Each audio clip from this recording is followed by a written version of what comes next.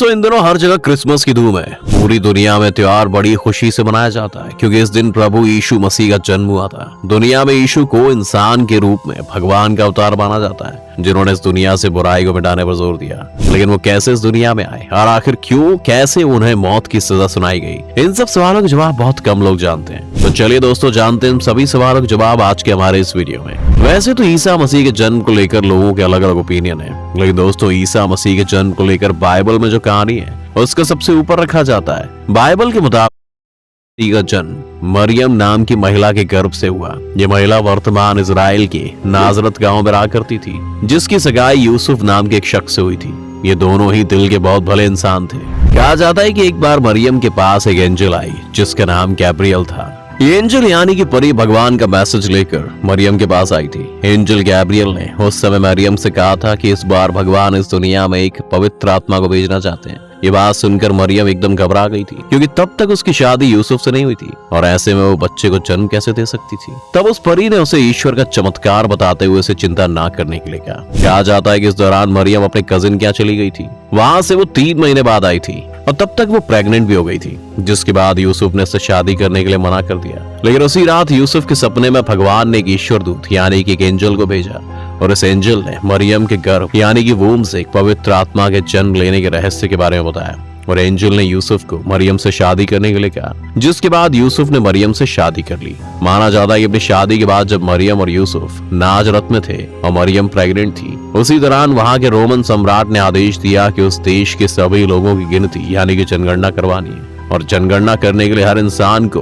Bethlehem में जाकर अपना नाम दर्ज करवाना होगा। उस समय वहां के लोग बड़ी संख्या में इकट्ठा हुए थे और धर्मशाला में रुके थे। सम्राट के आदेश पर यूसुफ और मरियम भी बेथलेहम जनगणना के लिए चले गए थे, लेकिन उस दौरान वहां पर उनको रुकने के लिए बिल्कुल जगह नहीं मिली थी, क्योंकि तब तक वो पूरी तरह से लोगों से भर चुकी थी। जगह नहीं मिलने पर उन्होंने जानवरों के खलिहान में यानी कि एनिमल शेड में बसेरा डाला था। इसी जगह पर मरियम ने 25 दिसंबर की रात को ग्रेट लॉर्ड ईसा मसीह को जन्म दिया, जिसका नाम यीशु रखा गया। उस रात भेड़ों के झुंड की रखवाली के लिए कुछ गड़रिया यानी कि शेफर्ड्स वहां पर मौजूद थे। तब उन गड़रियों को एक फरिश्ते यानी कि एंजल ने जाकर इस खुशखबरी के बारे में बताया। एंजल ने शेफर्ड्स को बताया, तुम्हारे लिए बहुत अच्छी खबर है, धरती पर ईश्वर के पुत्र का जन्म हुआ है। आज की रात तो बहुत ही शुभ है, तुम्हारे सेवियर यानी कि रखवाले ने जन्म लिया है, इसका तुम जश्न मनाओ। वो बालक तुम्हें चारा खिलाने वाली एक नांद में मिलेगा। ऐसा कहा जाता है कि उसके बाद आकाश में कई सारे एंजल्स दिखाई दिए, जिन्होंने यीशु के लिए गाने गाए और इस तरह सब ने यीशु का स्वागत किया। कहा जाता है कि जिस दिन यीशु का जन्म हुआ था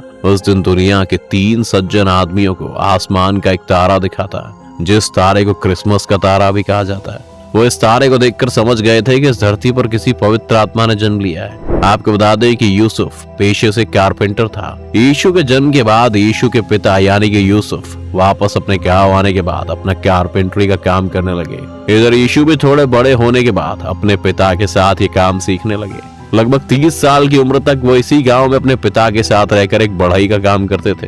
हालांकि बाइबल में भी ईसा मसीह के 13 से लेकर 29 साल की उम्र के बारे में कहीं भी कुछ नहीं बताया गया है, लेकिन कुछ किताबों में कहा गया है कि इस उम्र में ईसा मसीह भारत में भी घूमने आए थे, जहां पर उन्होंने बौद्ध शिक्षा ग्रहण की थी। कहा जाता है कि जब ईसा मसीह भारत आए थे उस समय वो कश्मीर के शाहीवाहन राजा से भी मिले थे। ईसा मसीह की असली कहानी की शुरुआत हुई जब उन्होंने 30 साल की उम्र में यूहन्ना जॉन नाम के संत से शिक्षा ग्रहण की। अपनी शिक्षा पूरी कर लेने के बाद ईसा मसीह ने उपदेश देना शुरू कर दिया था। उन्होंने ईसाई धर्म का प्रचार प्रसार करना शुरू कर दिया था। वो अपने उपदेशों में कहा करते थे कि ईश्वर साक्षात प्रेम का रूप है जो सभी लोगों से प्यार करते हैं। यीशु अक्सर कहा करते थे कि सब लोग गॉड के ही बच्चे हैं, इसलिए इंसान को गुस्से में आकर किसी से बदला लेने की भावना नहीं रखनी चाहिए। गलती हो जाने पर माफ कर देना चाहिए और वही सच्चा इंसान होता है। इस तरह से ईसा मसीह ने काफी सारे उपदेश दिए। उन्होंने सभी लोगों से कहा कि वे ईश्वर के पुत्र हैं, वे ही मसीहा हैं, वे ही स्वर्ग और मुक्ति का मार्ग है। ईसा मसीह ने सभी को मानवता का पाठ पढ़ाया, नफरत की जगह प्यार का संदेश दिया। ईसा मसीह ने 12 शिष्य भी बनाए थे। 12 शिष्यों ने भी यीशु से शिक्षा लेकर ईसाई धर्म का प्रचार प्रसार किया था। कहा जाता है कि ईसा मसीह ने धर्म प्रचार के दौरान कई ऐसे चमत्कार भी किए थे जिनसे लोग हैरान हो गए थे। यीशु ने प्रार्थना के जरिए बीमार लोगों को ठीक किया था। बाइबल में भी इनके चमत्कार के बारे में बताया गया है, जिसमें बताया गया है कि उन्होंने अपनी शक्ति के बलबूते लोगों को जिंदा भी किया था। वहीं दुष्ट आत्माओं से परेशान लोगों को मुक्ति भी दिलाई थी।